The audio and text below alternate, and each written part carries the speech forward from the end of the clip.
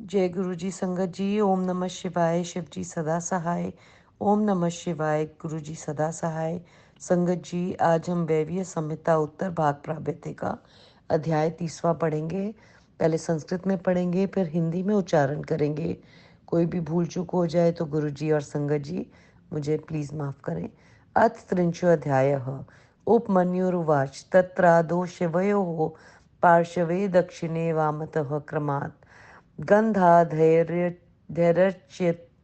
पूर्वं देवो हिरण्यश्च मुखो ततो ब्रह्माणि परित ईशानादि यथाक्रमं सशक्तिकानि सध्यान्तं प्रथमावरणे यजेत षड्णान्यपि तत्रैव हृदयादीन्यनुक्रमात् शिवस्य च शिवायाश्च बाह्यादि समर्चयेत् तत्र वामादि कानरुद्रा नष्टो वामादिशक्तिभिः अर्चयेद्वा न वा पश्चात् पूर्वविदः परितः क्रमात् प्रथमावरणं प्रोक्तं मया ते यदुनन्दन द्वितीयावरणं प्रीत्या प्रोच्यते श्रद्धया ऋणु अनन्तं पूर्वदिक्पत्रे तच्छिक्तं तस्य वामतः सूक्ष्मं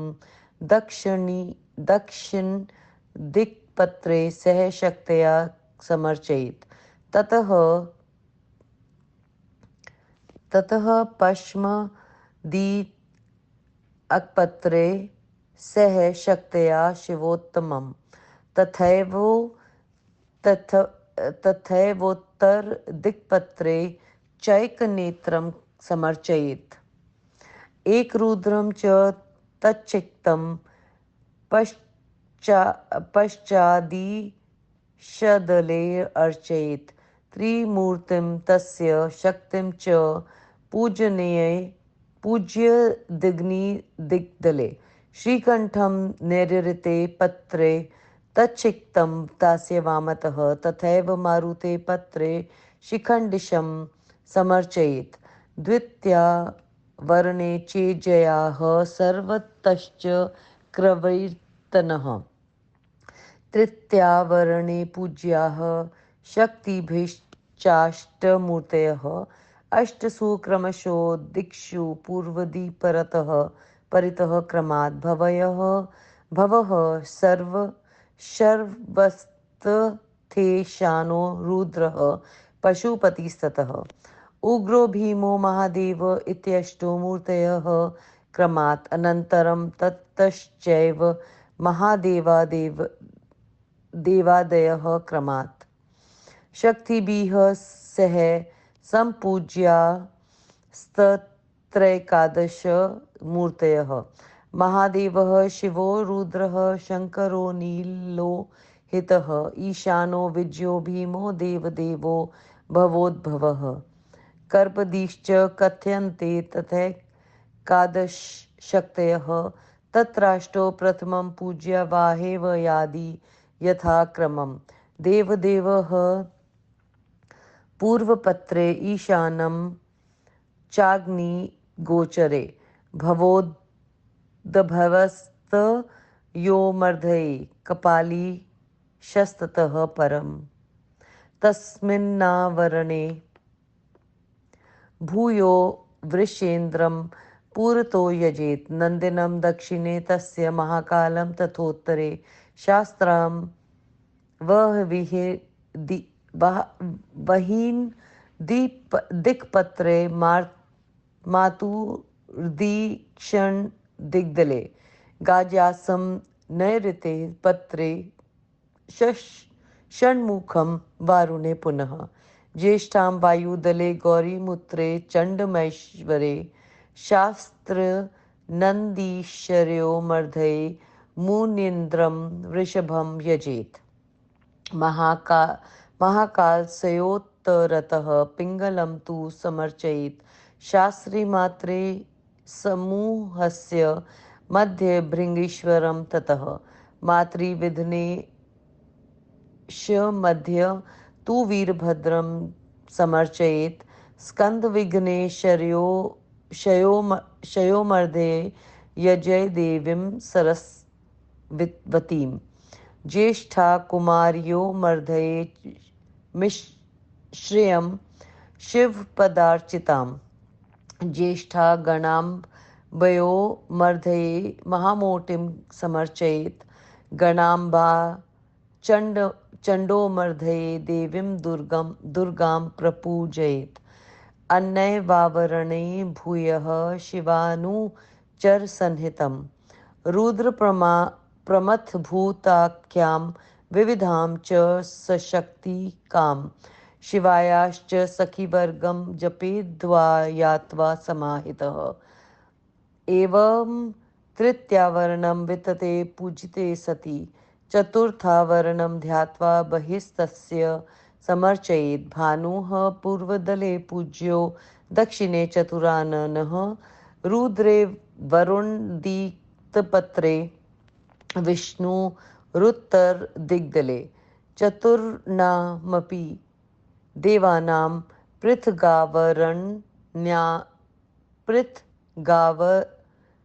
पृथ्गावर्णायथ तस्यानि षडेवादो दीप्ताधयमिष्भिश्व शक्तिभिः दीप्ता सूक्ष्मा जया भद्रा विभूति विमला क्रमात् अमोघा विद्युत्या चैव पूर्वादि परितः स्थितः द्वितीयावरणे पूज्या शवत्स्रो मूर्तयः क्रमात्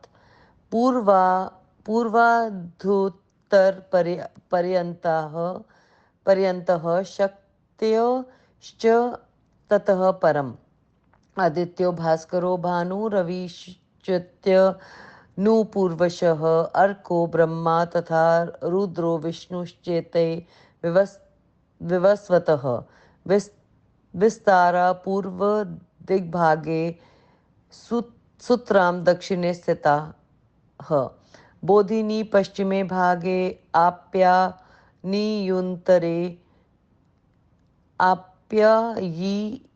आप्यायिन्युत्तरे पुनः उषां प्रभां तथा प्राज्ञां सन्ध्यामपि ततः परम् ईशानादिषु विनयस्य द्वितीयावरणे यजेत् सोमङ्गारकं चैव बुद्धं बुद्धिमतां वरं बृहस्पतिं बृहद्बुद्धिं भार्गवं तेजसां निधिं शनैश्चरं तथा राहुं केतुं ध्रुमं भयङ्करं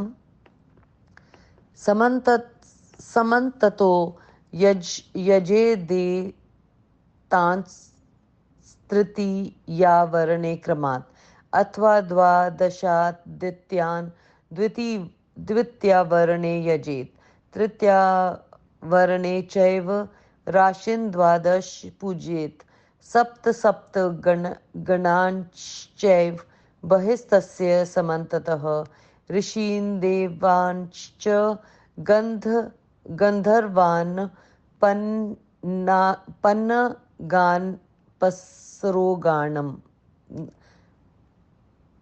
गन्धर्वान् पन्नगानपस्सरो गणान्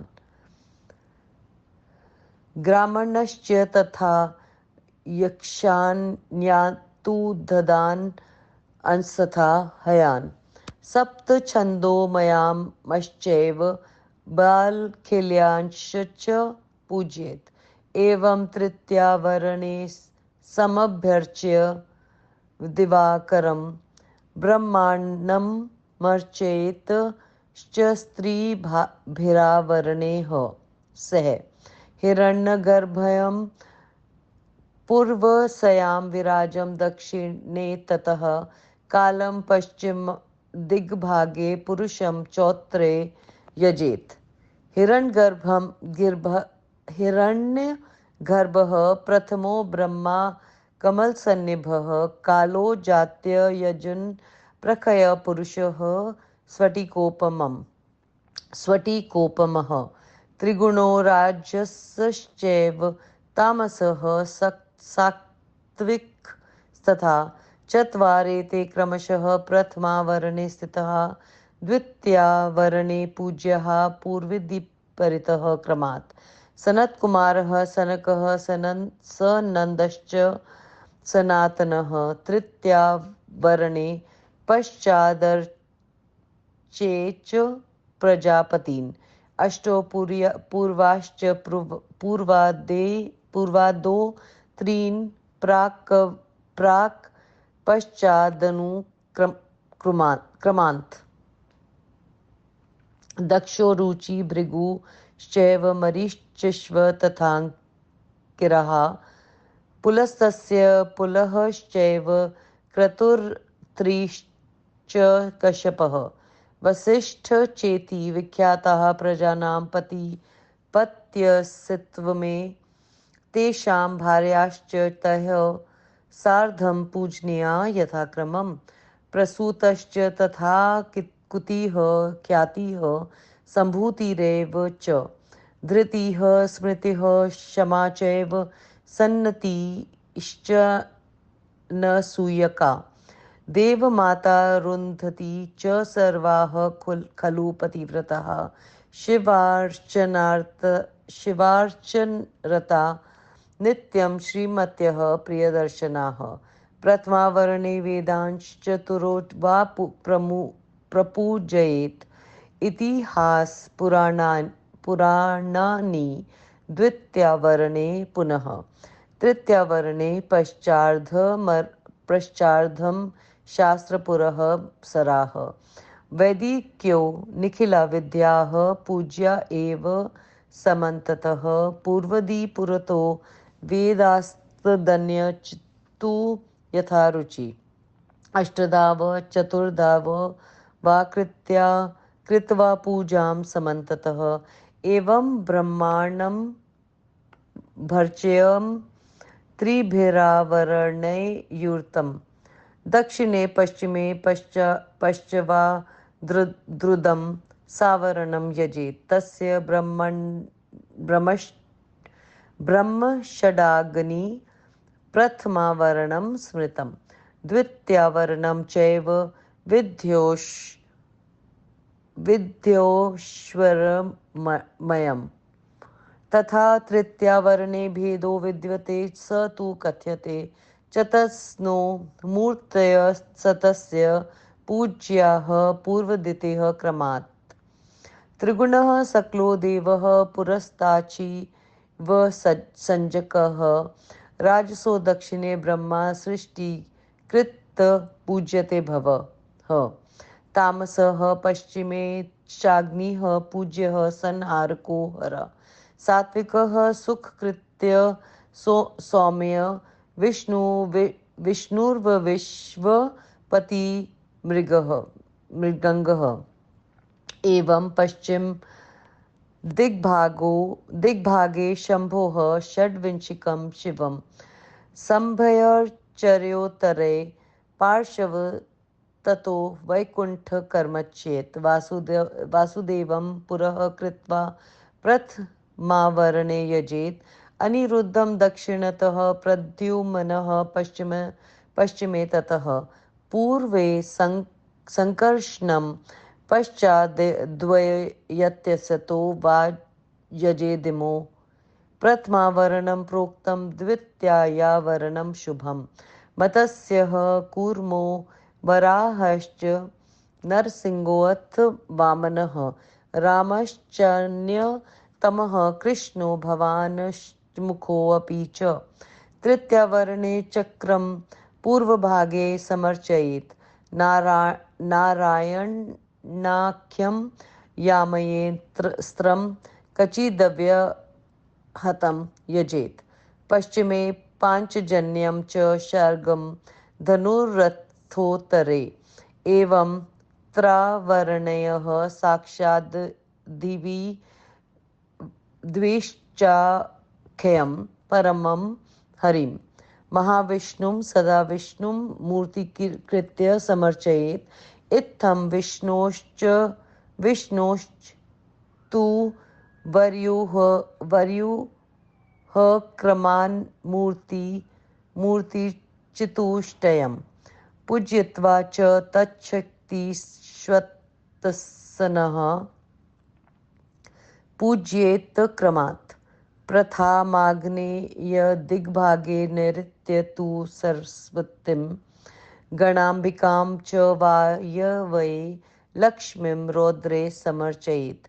एवं भान्वादिमूर्तीनां तच्छक्तीनामनन्तरं पूजां विद्याये लोकेशांस्त्रये वावरणं यजेत्।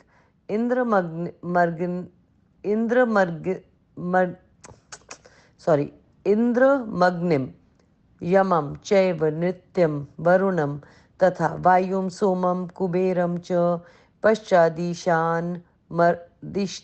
दिशान्मरयेत्। एवं चतुर्थावरणं पूजयित्वा विधानतः आयुधानि महेशस्य पश्चाद्वधानं समर्चयेत्। श्रीमतीत्र शूलमैशाने वज्रं माहेन्द्रदिड्मुखे परशुं वह्नि दिग्भागे याम्य साय कर्म चेत्। नैऋत्य तु यजेत खंगम पाशम वारुण गोचरे। अंगकुशम मारुते भागे पिनाकम चौत्तरे यजेत। पश्चिमाभिमुखम रौद्रम क्षेत्रपालम समर्चयेत्। पंचमावरणं चैव संपूज्यानन्तरं बहिः सर्ववर्णदेवानां बहिर्वा पंचमे अथवा पंचमे मातृभिः सार्धं महोक्षं पुरतो यजेत्। ततः समन्ततः पूज्याः सर्वा वै देव्योनयः खेचराः ऋष्यः सिद्धवा दैत्या यक्षाश्च राक्षसा अनन्ताधाश्च नागेन्द्रा नागास्तत्कुलोद्भवा डाकिनी भूतवेतालप्रेतभैरवनायकाः पातालवासानीश्चान्य नानायो निस्मुद्भवा नद्य समुद्रा गिरयः काननानि सरांसि च पशवः पक्षिणो वृक्षाः कीटाद्य शूद्रयोनयः नराश्च विविधाकार मृगाश्च शूद्रयोनयः भुव नान्य अंतरण्डस्य ततो ब्रह्माण्डकोटयः बहिरण्डानासंख्यानि भुवनानि सहाधिपेः। ब्रह्मांड धारका रुद्रा दश दिक्षु व्यवस्थिताः यदोग्नं यच्च मायेयं यद्वा शाक्तं ततः परं यतक्तिश्च दस्तिः शब्दस्य वाच्यां चिदात्मकं तत्सर्वं शिवयोः पार्श्वबुद्धत्वा सामान्यतो यजेत्। कृत्ता अंजलिपुटः सर्वे चिन्तयाः स्मितमुखास्तथा प्रीत्या सम्प्रेक्षणामनाश्च देवं देवीं च सर्वदा इत्थमावरणाभयचर्यां कृत्वा विक्षेपशान्तये पुनरभ्यर्च्य देवशं पञ्चाक्षरमुदीरयेत्। निवेदयेत्ततः पञ्चाचीवयोर्मृतोपमं सुव्यञ्जनसमायुक्तं शुद्धं चारु महाचरुं द्वात्रिंशदाढ्यकैमुख्यमध्यमं त्वाढकावरं साधयित्वा यथा सम्पृच्छद्वा विनिवेदयेत्। ततो निवेद्य पानीयं ताम्बूलं चोपदंशकैः निराजनादिकं कृत्वा पूजाशेषं समापयेत्। भोगोपयोग्य द्रव्याणि विशिष्टान्येव साधयेत्। वित्तशाठ्यं न कुर्वीत भक्तिमान् भवे सति। षट्सयोपेक्षक्स्यापि व्यङ्गं चैवान्युतिष्ठतः। न फलन्त्येव कर्माणि काम्यानीति सतां कथा। तस्मात् सम्यगुपेक्षां च त्यक्त्वा सर्वांग योगतः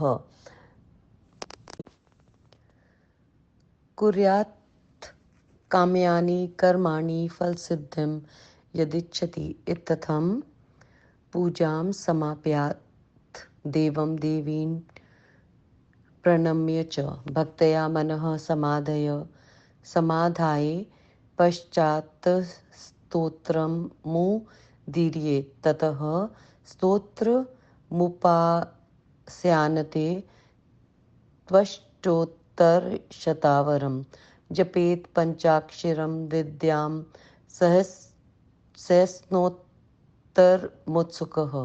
विद्यापूजां गुरोः पूजां कृत्वा पश्चाद्यथाक्रमं यथोदयं यथाश्रद्धं सदस्यनपि पूजयेत्।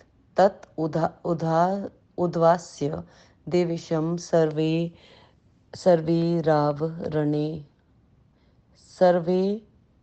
सर्वैरावरणैः सह मण्डलं गुरवे दद्याद्यागोपकरणैः सह शिवाश्रितेभ्यो वा दद्यात् सर्वमेवानुपूर्वशः। अथवा तच्छिवायैव शिवक्षेत्रे समर्पयेत्। शिवाग्नौ वा यजेदेवं होमद्रव्यैश्च सप्तभिः समर्भ्य यथा न्यायं सर्वावरणदेवताः। एष योगेश्वरो नाम त्रिषु लोकेषु विश्रुतः। न तस्मादधिकः कश्चिदयागोऽस्ति भुवने कच्चितः। न तदस्ति जगत्यस्मिन्साध्यं यदनेन तु। ऐहिकं वा फलं किञ्चिदामुष्मिकफलं तु वा। इदमस्य फलं नेदमिति नैव नियम्यते। श्रेयोरूपस्य कृतसन्न्यस्य तदिदं श्रेष्ठसाधनम्। इदं न शक्यते वक्तुं पुरुषेण यदर्च्यते चिन्तामणेरिवैतस्मात् तेन प्राप्यते फलं। तथापि शूद्रमुद्दिश्य फलं नेतत् प्रयोजयेत्। लग्नवर्थी मैतो यस्मात् स्वयं लघुतरो भवेत्। महद्वा फलमल्पं वा कृतं चेत् कर्म सिद्ध्यति। महादेवं समुद्दिश्य कृतं कर्म प्रयुज्यताम्।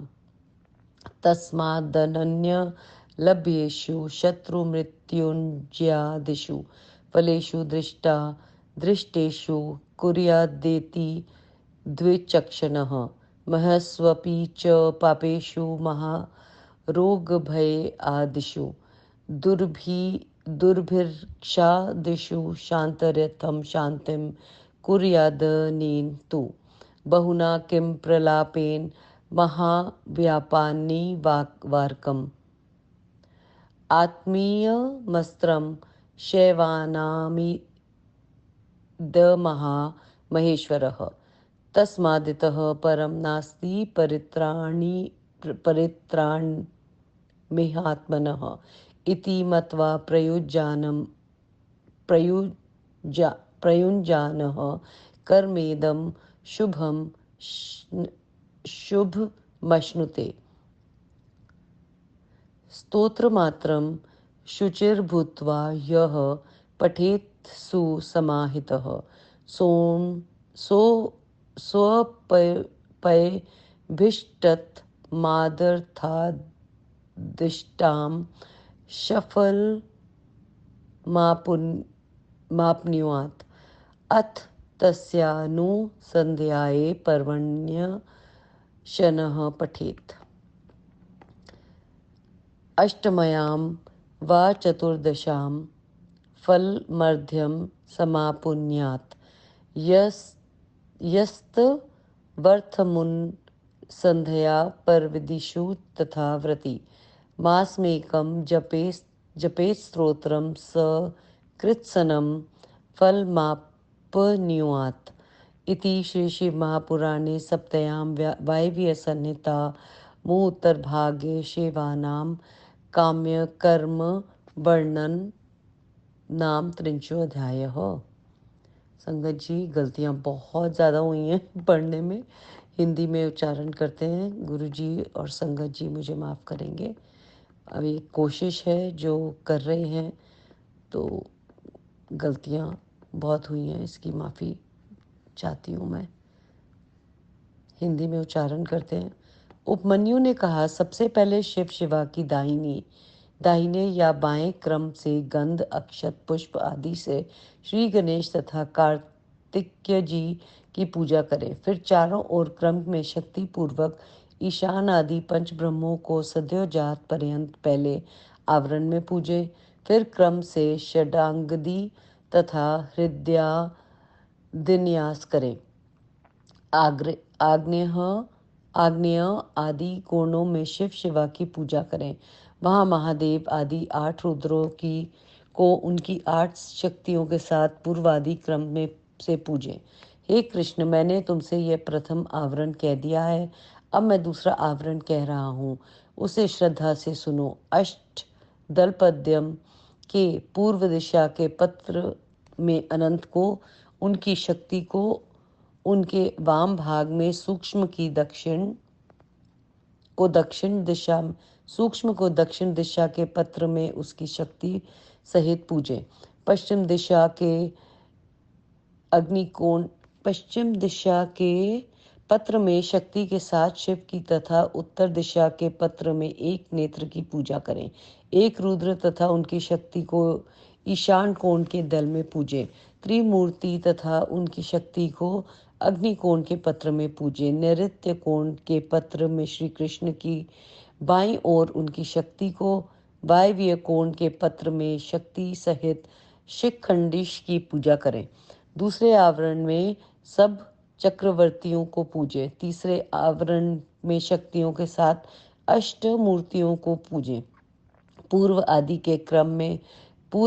के क्रम से 8 दिशाओं विदिशाओं में भव, शर्व, ईशान, रुद्र, पशुपति, उग्न, भीम, महादेव, ये क्रम से 8 मूर्तियां हैं। उनके बाद महादेव आदि 11 मूर्तियों को शक्तियों के साथ पूजे। महादेव, शिव, रुद्र, शंकर, नीललोहित, ईशान, विजय, भीम, देव, भवोद्भव तथा कर्पदीश से ये 11 शक्तियां हैं। उनमें 8 को आग्नेय आदि दिशाओं में क्रमशः पूजें। देव का पर्व पत्र में, ईशान का अग्निकोण में, इन दोनों के बीच में भवोद्भव, उसके बाद कपालीश। उस आवरण में आगे की ओर वृषेंद्र का पूजन करें। उनके दाहिने नंदी को, उनके उत्तर में महाकाल का पूजन करें। अग्निकोण के पत्र से त्रैलोक के शासक शिव का, दक्षिण दिशा के पत्र में मातृकाओं का, नैऋत्य पत्र में गणेश का और पश्चिम दल में कार्तिकेय का पूजन करें। ज्येष्ठा का वायव्य कोण में, गौरी का उत्तर में, चंड का ईशान में, शास्ता और नंदीश के बीच में मुनीन्द्र और वृषभ का पूजन करें। महाकाल के उत्तर में पिंगल की पूजा करें। शास्ता तथा मात्र समूह के बीच में भृंगेश्वर को पूजे। मातृकाओं तथा गणेश के बीच में वीरभद्र की पूजा करें। कार्तिकेय तथा गणेश के बीच में सरस्वती देवी की पूजा करें। ज्येष्ठा और कुमार के बीच में शिव पाद पूजन तत्पर लक्ष्मी की पूजा करें। ज्येष्ठागण और अम्बा के बीच में महामोटी का पूजन करें।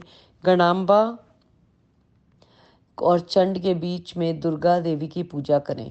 इसी आवरण में फिर शिव अनुचर समूह का रुद्र के प्रथम भूत नामक अनेक शक्ति युक्त शिव की सखियों की सावधान होकर पूजा तथा ध्यान करें। इस प्रकार तृतीयावरण का विस्तार पूर्वक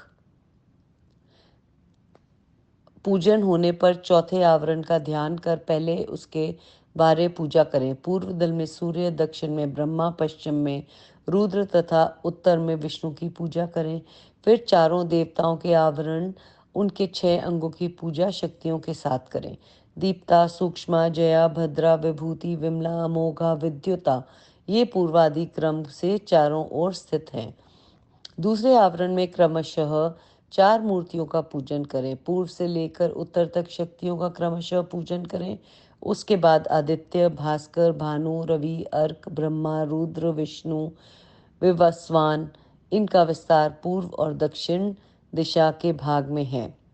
बोधिनी पश्चिम में और आप्यायिनी उत्तर भाग में स्थित है।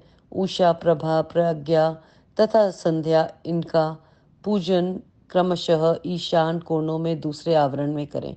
चंद्रमा, मंगल, बुद्धिमानों में श्रेष्ठ बुद्धि, बड़ी बुद्धि वाले बृहस्पति, तेजस्वी शुक्र, शनैश्चर, राहु, भयंकर, धूम्र केतु, इन्हें चारों ओर तीसरे आवरण में पूजे। अथवा 12 सूर्यों का दूसरे आवरण में पूजन करें। तीसरे आवरण में 12 राशियों की पूजा करें। उसके बाहर चारों ओर 7 गणों की पूजा करें। ऋषि, देवता, गंधर्व, पन्नग, अप्सरा गण, ग्रामणी, यक्ष, यातुधान, हाय मुख, सप्त छंदोमय तथा बालिखिल्यों का पूजन करें। इस प्रकार तीसरे आवरण में सूर्य का पूजन कर उक्त 3 आवरणों के साथ ब्रह्मा की पूजा करें। पूर्व में हिरण्य गर्भ की, दक्षिण में विराज की, पश्चिम में काल की, उत्तर में पुरुष की पूजा करें। हिरण्य गर्भ प्रथम कमल के समान, ब्रह्मा काल जाति स्वभाव से अंजन पर्वत के समान, कृष्ण पुरुष स्फटिक के समान, राजस, तामस, सात्विक 3 गुणों युक्त, ये 4 क्रम से पहले आवरण में स्थित हैं। दूसरे आवरण में पूर्व आदि दिशाओं के क्रम से सनत कुमार, सनक, सनंदन, सनातन को पूजे। तीसरे आवरण में प्रजापतियों को पूजे। उनमें पहले 8 जो दक्ष आदि हैं उन्हें पूर्व आदि से क्रम से पूजे। दक्ष, रुचि, भृगु, मरीचि, अंगिरा, पुलस्त्य, पुलह, क्रतु, अत्रि, कश्यप तथा वशिष्ठ, ये सुप्रसिद्ध प्रजापति थे। उनकी स्त्रियां भी क्रम से पूजनीय हैं। प्रसूति, आकुति, ख्याति, संभूति, धृति, स्मृति, क्षमा, सन्नति तथा अनसुईया, देवमाता, अरुंधति, ये सब पतिव्रता हैं। सदा शिवार्चन में तत्पर श्रीमतियां तथा स्वरूप हैं। अथवा प्रथम आवरण में 4 वेदों का पूजन करें। इतिहास पुराणों का दूसरे आवरण में पूजन करें। तीसरे आवरण में धर्मशास्त्र आदि संपूर्ण वैदिक विद्याओं की चारों ओर से पूजा करें। पूर्वादि क्रम से वेदों तथा वेदांगों की इच्छानुसार 8 या 4 प्रकार से पूजा करें। इस प्रकार 3 आवरणों में से युक्त ब्रह्मा की पूजा करके दक्षिण तथा पश्चिम के पीछे आवरण सहित रुद्र की पूजा करें। उसे ब्रह्माष्टदंग प्रथमावरण कहते हैं।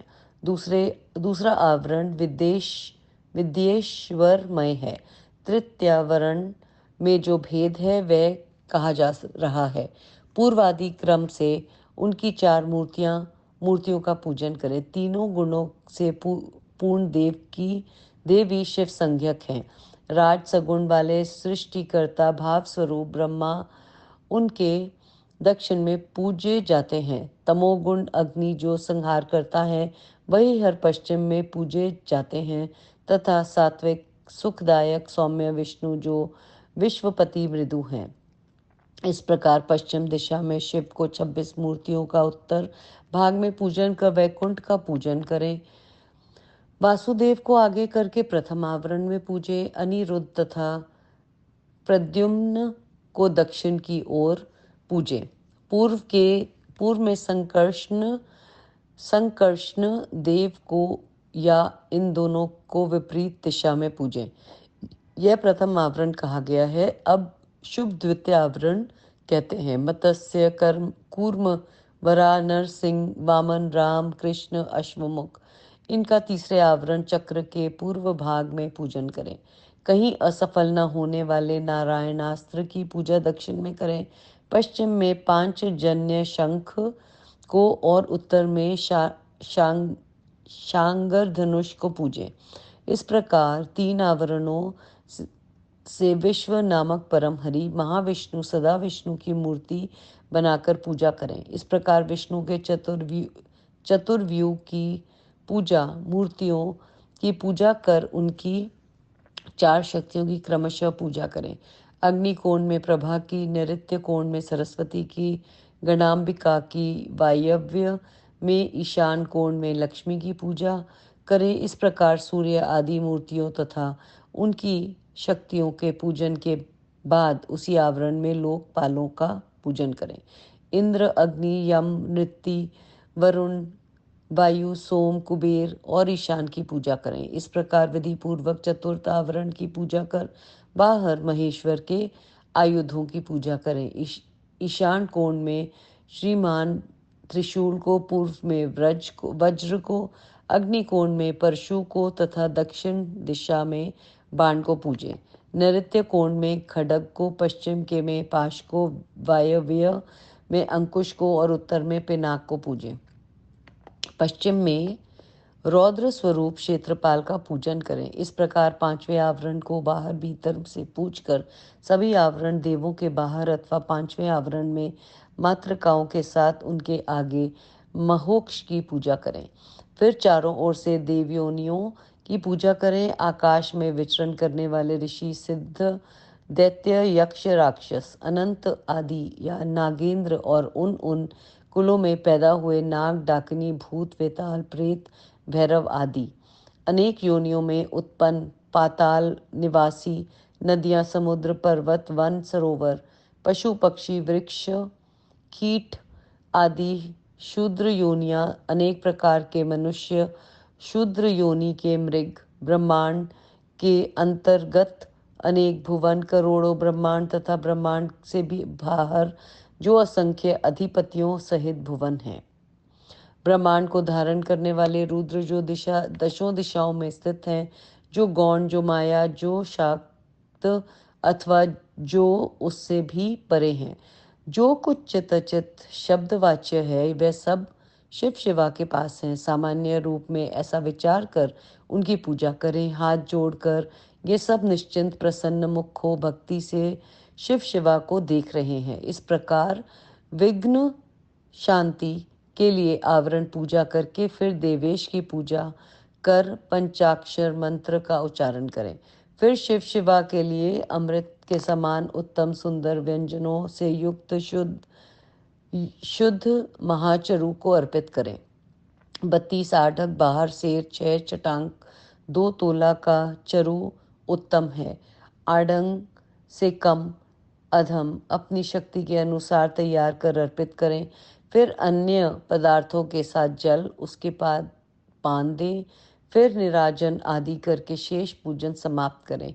उस योग के उपयोगी उत्तम द्रव्यों को तैयार करें। संपत्ति रहने पर कंजूसी ना करें। जो धूर्त उपेक्षा करता है और विपरीत कर्म करता है, उसके काम्य कर्म सफल नहीं होते। ऐसा सज्जनों ने कहा है। यदि फल प्राप्ति की इच्छा हो तो उपेक्षा को छोड़कर तन मन धन से काम्य कर्म करें। इस प्रकार पूजा समाप्त कर देव देवी को प्रणाम कर भक्ति से मन लगाकर बाद में स्तुति करें। स्तोत्र के अंत में 108 या 1000 पंचाक्षर मंत्र का तत्पर होकर जप करें। फिर क्रमशः विद्या तथा गुरु की पूजा करके श्रद्धा तथा वित्त के अनुसार ब्राह्मण पूजन करें। तब देवेश का सभी आवरणों के साथ विसर्जन करें। फिर यज्ञ के उपकरणों के साथ मंडल गुरु को अर्पित करें अथवा शिवजी के आश्रितों को दे अथवा शिव जी के आश्रितों को दे, अथवा शिव क्षेत्र में शिव के लिए दे दो, अथवा शिवाग्नि में देव के निमित्त हवन पर यथा योग्य संपूर्ण आवरणों के देवताओं की पूजा करके विसर्जन करें। ये याग योगेश्वर नाम से 3 लोकों में प्रसिद्ध है। इससे बढ़कर कोई याग भूलोक में नहीं है। संसार में ऐसी कोई वस्तु नहीं जो इससे संभव ना हो। यह इसका फल नहीं है, ऐसा नहीं कहा जाता। समस्त श्रेय प्राप्ति का यही उत्तम साधन है। जो शिव पूजन करता है वह यह नहीं कह सकता कि इससे यह नहीं हो सकता। चिंतामणि के समान वह फल इसी से प्राप्त होता है। तो भी छोटे फल की प्राप्ति के लिए इसका प्रयोग करना उचित नहीं है। बड़ा आदमी छोटी वस्तु की इच्छा करने से छोटा हो जाता है। छोटा या बड़ा कोई काम इससे सिद्ध हो जाता है। अतः महादेव को लक्ष्य करके कर्म करना चाहिए। इसलिए शत्रुजय, मृत्युजय आदि दूसरे देवों से प्राप्त न होने वाले दृष्ट अदृष्ट फलों में विद्वान शिव का पूजन करें। बड़े पापों में महारोग, भय, दुर्भिक्ष आदि में शांति पाने के लिए इनकी उपासना में से शांति करें। अधिक कहने से क्या लाभ। शिव भक्तों के लिए महाव्यापत्ति नाशक यही अपना शस्त्र है, ऐसा महेश्वर ने कहा है। इसलिए इससे बढ़कर अपनी रक्षा करने वाला कोई नहीं है। ऐसा मानकर इस कर्म का प्रयोग करने वाला शुभ फल पाता है। जो पवित्र होकर सावधान मन से शिव स्तोत्र का पाठ करता है वह इच्छित अर्थ से 8वां अंश फल पाता है। जो उसके अर्थ का विचार कर पर्व दिन, अष्टमी या चतुर्दशी पर उपवास करके पाठ करता है वह आधा फल पा जाता है। जो प्रति अर्थ का विचार कर पर्व दिनों में 1 मास तक निम्नलिखित स्तोत्र का पाठ करता है वह संपूर्ण फल को प्राप्त होता है। इस प्रकार परम माहेश्वर पंडित तारादत्त त्रिपाठी के पुत्र डॉक्टर ब्रह्मानंद त्रिपाठी द्वारा रचित शिवाटिका टिप्पणी आदि से संबलित शिव महापुराण में शैव काम्य कर्म वर्णन नामक 30वां अध्याय समाप्त। ओम नमः शिवाय। शिवजी सदा सहाय। ओम नमः शिवाय। गुरुजी सदा सहाय। जय गुरुजी। शुक्राना गुरुजी।